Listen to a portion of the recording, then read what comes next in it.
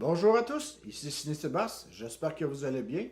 Pour célébrer la sortie de Zack Snyder Justice League, je vous présente en primeur ma critique sur Batman contre Superman, l'édition ultime. Batman contre Superman est l'affrontement ultime mettant en vedette deux grands justiciers, soit le fils de Krypton, Superman, et le chevalier de Gotham, Batman, qui vont se livrer dans ce film un grand duel épique pour savoir entre les deux, dans le fond, qui va gagner. Donc, on s'attend à une rencontre vraiment titanesque. Le film est encore réalisé par Zack Snyder, celui qui nous avait offert le très bon L'Homme d'Acier. On retrouve le même casting du premier film, en plus de quelques ajouts, soit Gal Gadot, la pétillante actrice qui joue le rôle de Diana Prince, alias Wonder Woman, et qui l'eût cru, Monsieur Ben Affleck pour jouer Batman, un choix très surprenant, et également un autre choix qui, disons, controversé, Jesse Eisenberg en Lex Luthor. Wow! Passons maintenant au point positif, j'en ai plusieurs. Tout d'abord, de voir le Chevalier de Gotham, Batman contre le fils de Krypton, Superman, dans un même film. C'était un événement. Quand ce film est sorti il y a 5 ans, c'était vraiment un film que les fans attendaient depuis longtemps. Ce qui est vraiment merveilleux de voir ces deux super-héros s'affronter dans un duel épique. Également, par rapport au casting, Ben Affleck en Batman, wow! Celle-là, je ne m'attendais pas à ça du tout.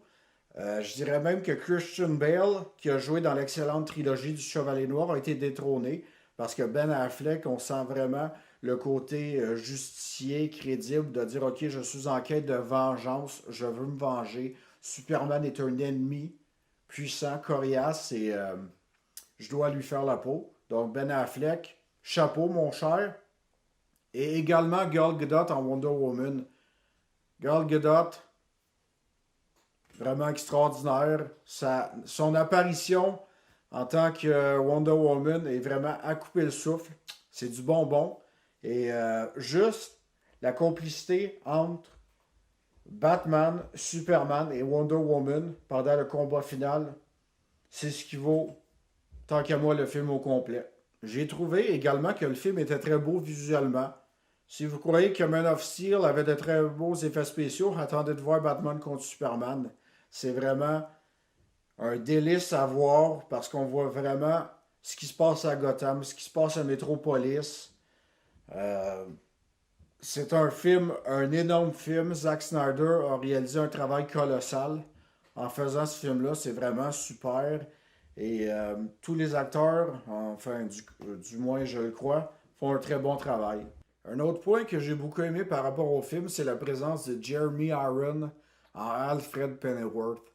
Michael Caine était excellent, c'est certain, dans la trilogie avec Christian Bale, mais Jeremy Irons, on le trouve vraiment super parce que il répare le matériel de Batman, il essaye de donner, d'être la voix de confiance pour Batman, pour Bruce Wayne, et aussi en même temps, ce qui est super, c'est que pendant la séquence d'action, à un moment donné, Batman pilote son genre d'avion téléporteur, ou je sais pas trop, et Alfred est là à le commander à distance. Ça, c'est vraiment un Alfred que je veux voir, un Alfred travaillant, qui est comme un genre de vrai mentor pour Bruce Wayne. Donc, Jeremy Irons, t'as fait un très beau travail aussi. Félicitations. Pour ce qui est des points négatifs, j'en ai plusieurs. Oui, j'ai dit que Batman était excellent et Wonder Woman était excellent. Tout était beau pour le casting, mais sérieusement, Jesse Eisenberg en Lex Luthor. Non, mais c'est une blague ou quoi? Est-ce que Bryan Cranston de Breaking Bad était indisponible? Même chose pour Billy Zane. Honnêtement, ces deux-là auraient fait un meilleur Lex Luthor que Jesse Eisenberg. Voici une imitation de Jesse Eisenberg pendant tout le film.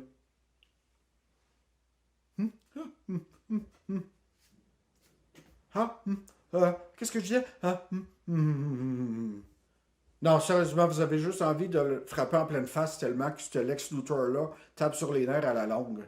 Et je sais pas c'était quoi le but de faire un personnage comme ça, mais sérieusement, je m'ennuie du temps où il y avait Gene Hackman et Kevin Spacey en Lex Luthor. Ces deux-là étaient vraiment menaçants. Pas un pseudo petit jeune qui dit ah, je suis le fils à papa qui a hérité d'une compagnie. En passant, ce qui est encore plus dégueulasse là-dedans, c'est que c'est pas Lex Luthor, c'est le fils de Lex Luthor. Donc c'est encore pire. Vous savez ce qui m'énerve encore plus? C'est ceci. J'ai dit que les effets spéciaux étaient très beaux, mais une chose que je trouve vraiment horrible, c'est ça. Les effets spéciaux pour le monstre Doomsday. Voici une photo de Doomsday qui a été créé en CGI en 2016. Alors, regardez-moi comment c'est affreux. C'est horrible. Et voici une version du troll des cavernes dans Le Seigneur des Anneaux en 2001. Vous voyez, 15 ans de différence. On recule 15 ans en arrière. Alors, regardez-moi ça, comment ce troll-là est beau comparé à la monstruosité de ce troll-là dans Batman contre Superman. C'est affreux. C'est une bébête faite par ordi. C'est affreux, c'est laid, c'est dégueulasse. Et une autre chose que j'ai beaucoup de la misère avec le film, c'est ceci. Mon dernier point. Le film dure 3 heures. Le problème, c'est que c'est ça. On passe beaucoup trop du coq à l'âne dans le film. Écoutez bien ça. Pour un film de 3 heures, on a plusieurs points. Premièrement, l'histoire de Batman. Premièrement, l'histoire de Superman. L'introduction de Wonder Woman. Les caméos de la Ligue des Justiciers. La création de Doomsday. Je veux dire, écoutez, c'est beaucoup trop de matériel juste pour un film, honnêtement. Malheureusement, ce film-là souffre du même syndrome que Spider-Man 3 et Extraordinaire Spider-Man 2. Ce film-là, Batman contre Superman, aurait pu et aurait dû facilement être coupé en 2 films.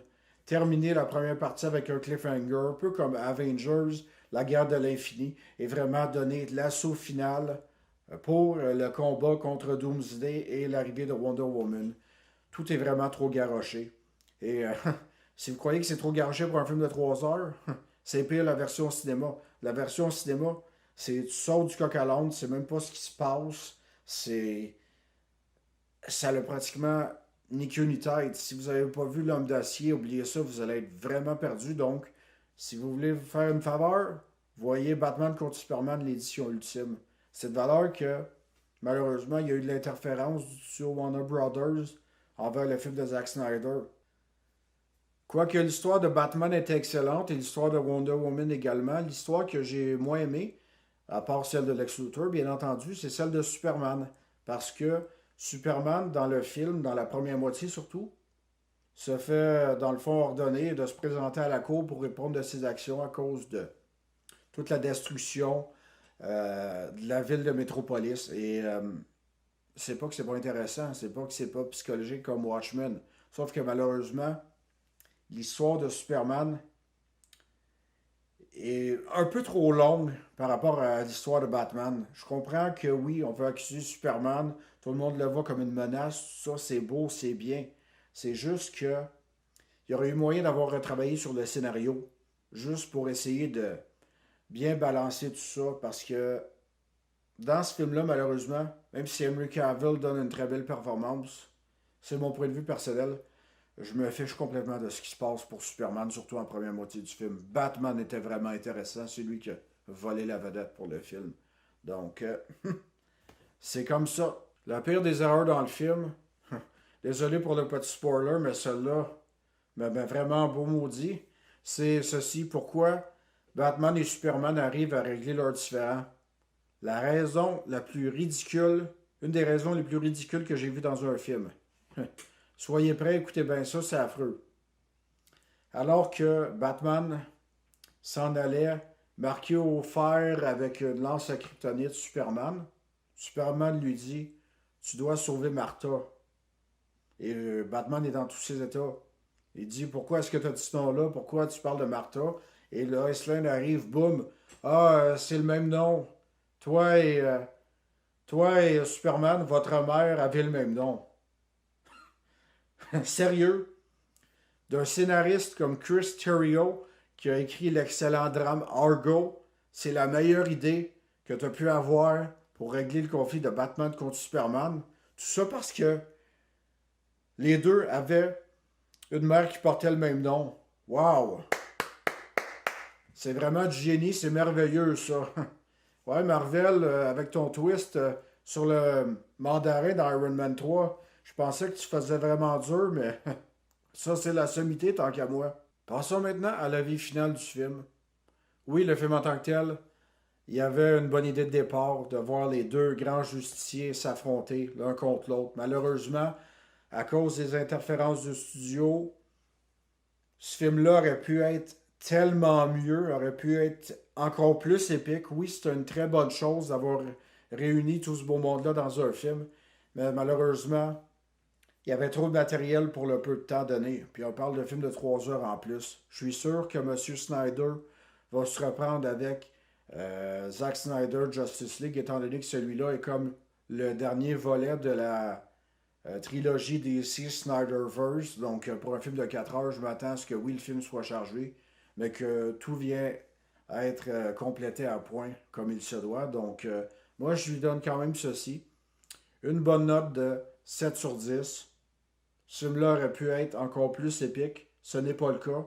Mais une chose est sûre, vous voulez vraiment voir un film qui sort de l'ordinaire. Allez voir le film Batman contre Superman, édition ultime. Vous ne serez pas déçus. Mais enfin, je l'espère. Sur ce, ici Ciné Sébastien qui vous dit Movie Power. À la prochaine. Que la magie du cinéma soit toujours avec vous. Et j'aimerais bien savoir, vous, quelles sont vos scènes préférées dans Batman contre Superman, que ce soit édition ultime au cinéma? Est-ce que c'est l'arrivée de Wonder Woman, la performance de Batman, de Superman, de Alfred, la bataille finale des trois contre Doomsday? N'hésitez pas à laisser vos commentaires. Sur ce, je vous dis à la prochaine. Bye bye!